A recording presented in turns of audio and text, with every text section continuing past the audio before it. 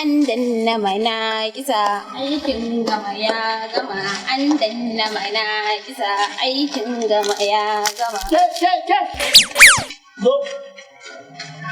Zo. Yarinya, na ji kin da kowa kina aikin gama ya gama, me aka gama?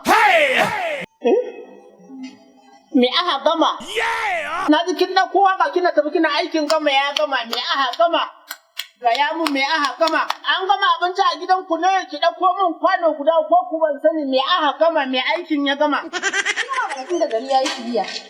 A gari yayi kiliya? Kwarai ma ku. A gidan uwarki yayi kiliya dan uwarki? A gidan uwarki gari yayi kiliya? Uwar me aka gama?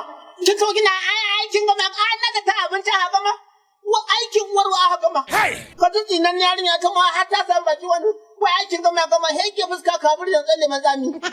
Ka ci kwanci billahi lazi. Amma mun ga zaman karata ba aikin ya ce wani aikin he? Sai an nan da aka ce mu dage da noma mu tafi gona. Yanzu gonan ma tsoron zuwan ta muke daga ka tafi gona za a ringa bin ka dauke ka. Sai wani aikin ga warki aka gama? Heke fuska kabur da tsalle mazami. Ka ci kwanci billahi lazi. Ba gama billahi ba uban da ku. Kawai sai dai mu yi fatan Allah ya gama da lamarin nan.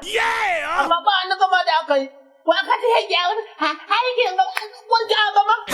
Ta tutuna na aikin gama an naga ta abinci a gama? Wai an gama? An gama uwarwa? Su da can sun gama ɗin. Sun gama sun da sun ture a ajiyunsu. Amma mu ina aka gama? Ina aka gama wannan ke? Na duka uwarki ba zan ma barki ba billahi da ina barki Allah.